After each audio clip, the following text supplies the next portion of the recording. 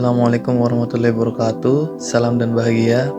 Perkenalkan, nama saya Daru Cahyanto, NIM 2019-01-2014, kelas Teknik Industri A. Assalamualaikum warahmatullahi wabarakatuh. Perkenalkan, nama saya Fani Nur Alamsyah, NIM 2019-01-2018, kelas A Teknik Industri. Assalamualaikum warahmatullahi wabarakatuh. Salam dan bahagia. Oke, perkenalkan, nama saya Alfian Trinur Cahyo, NIM 2019-01-2011, kelas Teknik Industri A. Assalamualaikum warahmatullahi wabarakatuh. Salam dan bahagia. Perkenalkan, nama saya Windo Dirgantoro, NIM 2017-012-116 dari kelas A.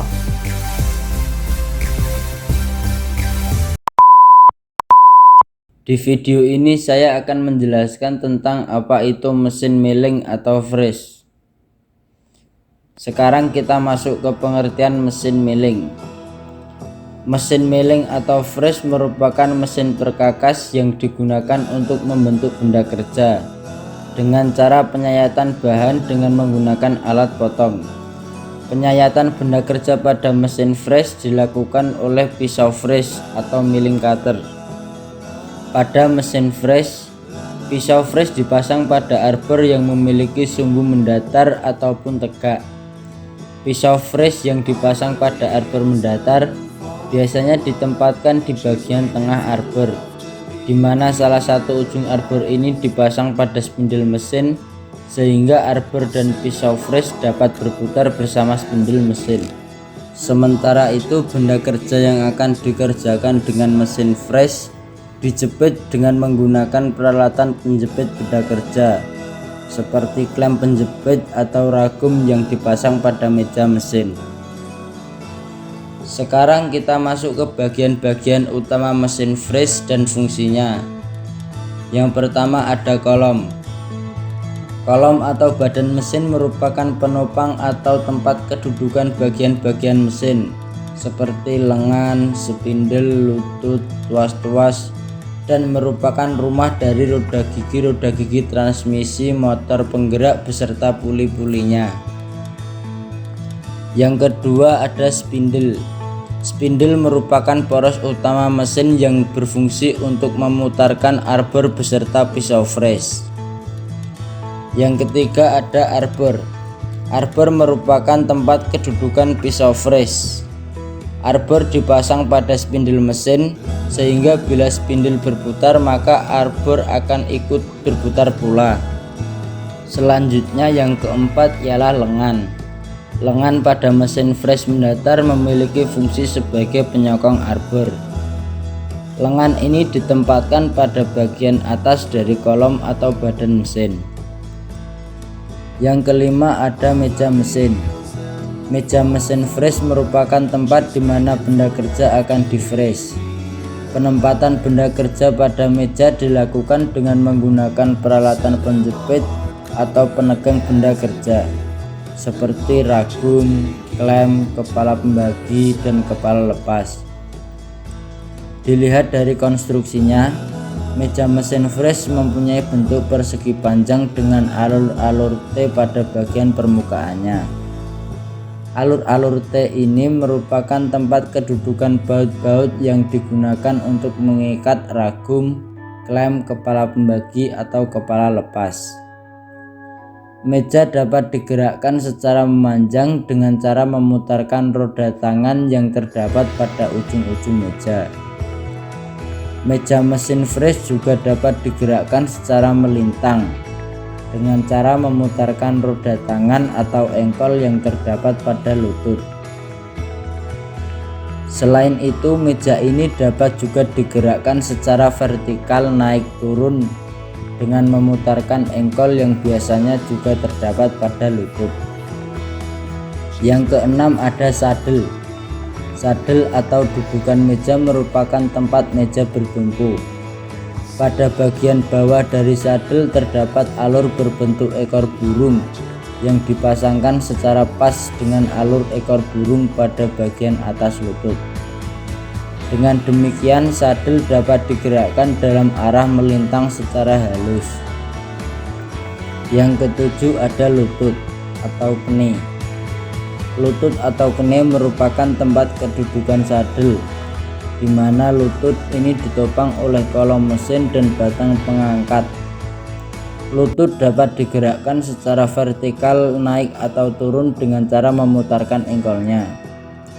Karena meja bertumpu pada sadel dan sadel bertumpu pada lutut, maka menggerakkan lutut naik turun berarti menggerakkan meja secara vertikal untuk mendekati atau menjauhi pisau fresh yang terpasang pada arbor.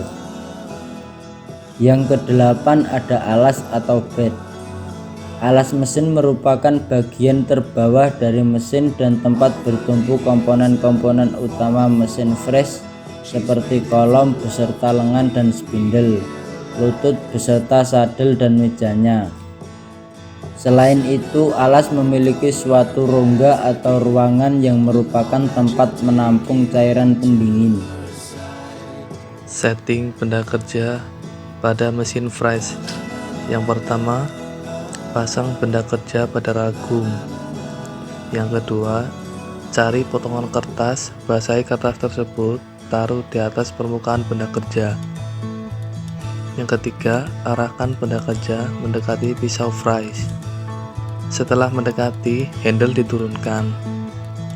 Yang kelima, putar searah jarum jam, kemudian on-kan mesin fresh dengan kecepatan tinggi. Setelah mesin fresh menyala, naikkan meja mesin secara perlahan sampai kertas menyentuh end mill atau pisau fresh. Yang terakhir, ketika kertas sudah bergerak, artinya setting benda kerja 0 point vertikal itu berhasil.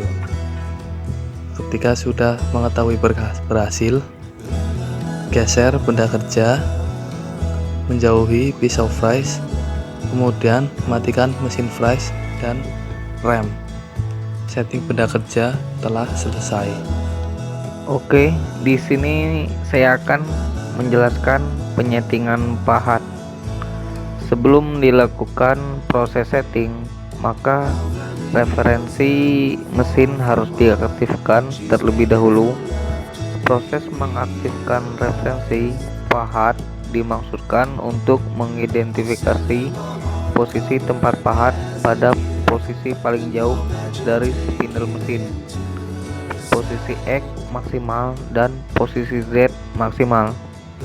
Angka yang tercantum pada sumbu X dan sumbu Z sesudah mengaktifkan referensi berbeda-beda untuk setiap jenis mesin dan ukuran mesin.